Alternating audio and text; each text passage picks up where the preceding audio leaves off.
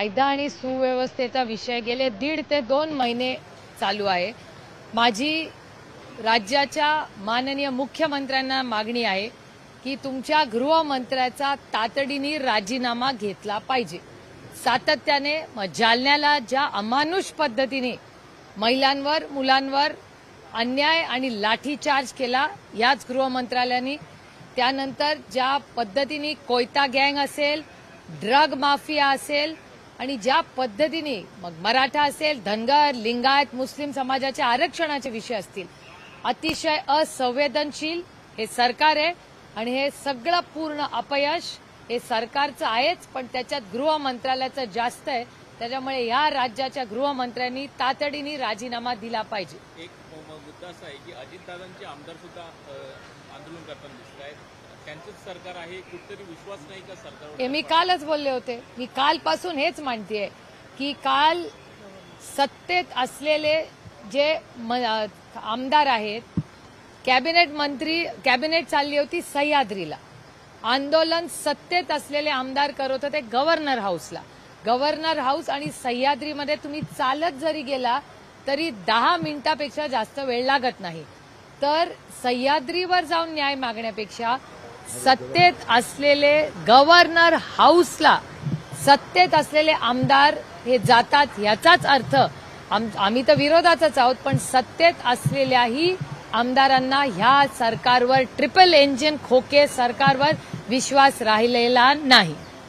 महाविकास आघाडीतर्फे आता तात्काळ अधिवेशन घेऊन मराठा आरक्षणावरती चर्चा करावी आणि यावरती निर्णय घ्यावा अशी मागणी केली जाते आणि त्यासाठी विधानभवनाच्या बाहेरवरती आंदोलन करतात। अहो, मी गेले 2 आठवडे ही मागणी करते, तुमचा सगळा रेकॉर्ड काढून बघा, ऑल पार्टी मीटिंग बोलवा आणि तातडीने अधिवेशन घ्या, ही सातत्याने मी मागणी करते।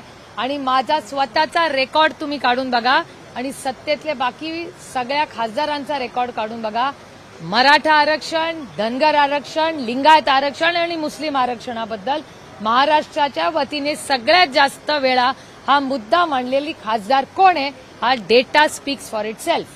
पण ताई, आता जी बैठक चालू आहे त्या बैठकीमध्ये महाधिवक्ता यांनी असं वक्तव्य केल्याचं कळतं आहे की 1 दिवसाचं अधिवेशन बोलून काही होणार नाही, हा मुद्दा मोठा आहे, त्यामुळे एका दिवसाच्या अधिवेशन मान्य, अगदी बरोबर आहे। मी तर किती दिवस म्हणते की होऊ दे, 4 नाही 5 दिवस राहू दे, प्रत्येक आमदाराला बोलायची संधी द्या। 288 आमदार आहेत ना महाराष्ट्रात, प्रत्येकाला बोलायचा अधिकार आहे ना, बोललाच पाहिजे त्यांनी। 1, 2, 3 काही 3 दिवस घ्या, पण प्रत्येक आमदारांनी त्याची स्पष्टपणे भूमिका ही मांडलीच पाहिजे। हे लोकप्रतिनिधी कोण असतो?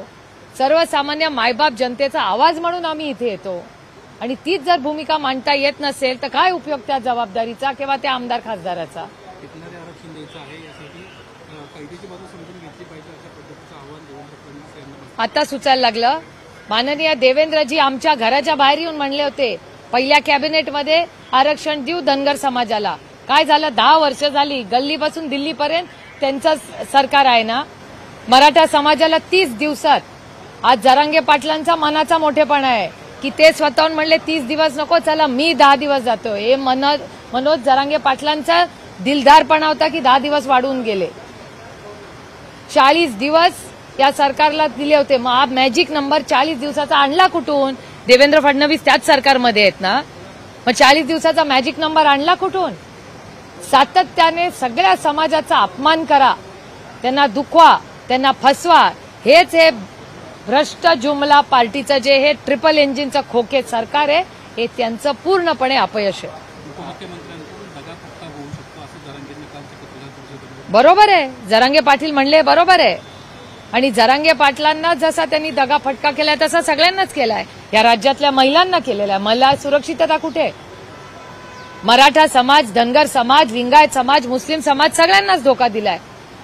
आज कोण सुरक्षित आहे या राज्यामध्ये? आणि त्याला पूर्णपणे जबाबदार या राज्याचे गृहमंत्री आहेत, कारण का सातत्याने खोटं बोलतात। कालच एका वकिलाचं पूर्णपणे स्पष्टीकरण आले, ते काय म्हणले, महाराष्ट्राचे मुख्यमंत्र्यांनी जर राजीनामा दिला तर आम्ही त्यांना MLC करू। राजीनामा दिला म्हणजे यांना माहिती आहे याचा अर्थ की डिस्क्वालिफिकेशन होणार आहे, म्हणजे त्यांनाही दगाफटका झालाच ना। मग शिंदेंनाही दगाफटका केला, यांना जर माहिती होतं डिस्क्वालिफिकेशन होणार आहे तर आधी पक्ष फोडला उद्धवजींचा, त्यानंतर आता शिंदेंना ते डिस्क्वालिफाय करणार, असं हे देवेंद्र फडणवीसच म्हणतायत। म्हणजे शिवसेनेला उद्धवजींना केला तर केला, स्वतःच्या घटक पक्षाला पण हे करतायत.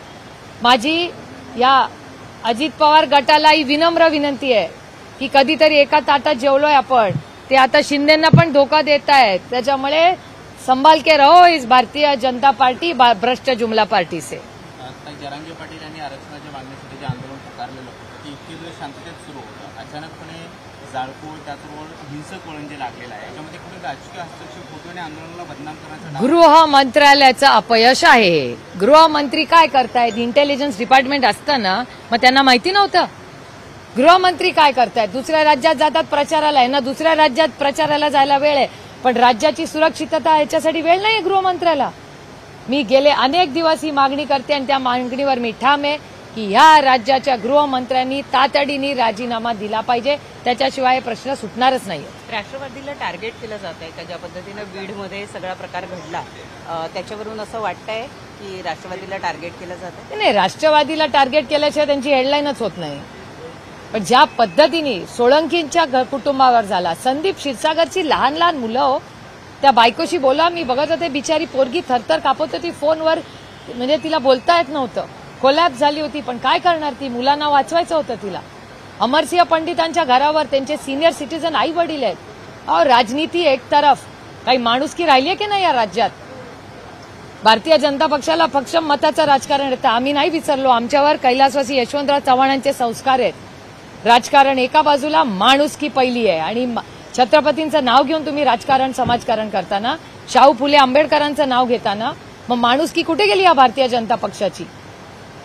हिंदी में जानना चाहेंगे मग एक मिनिट, मराठी होणे तो पुरा. तर राज्य सरकारने सातत्याने आकडेवारी जी आहे ती सादर केलेली आहे की आमच्याकडे 11,050 कुंभी अरे, ह्या सरकारला मी सुषमा स्वराजांचंच एक उत्तर देईन. सुषमाजी नेहमी म्हणायच्या, आंकड़ों से पेट नहीं भरता, जब भूख लगती है तब धान और नौकरी लगती है. तर ह्या सरकारला घरचा आहे रे. सुषमाजींची भाषणं आठवा. हे अरुणजी, सुषमाजी सगळे भारतीय जनता पक्षाचे वरिष्ठ नेत्यांना विसरले. विसर झालाय या भारतीय जनता पक्षाला. आंकड़ों से पेट नहीं भरता मॅडम. मावळ परिसर यूट्यूब चॅनेलला सबस्क्राईब करा, लाईक करा, शेअर करा, बेल आयकॉन प्रेस करा. धन्यवाद.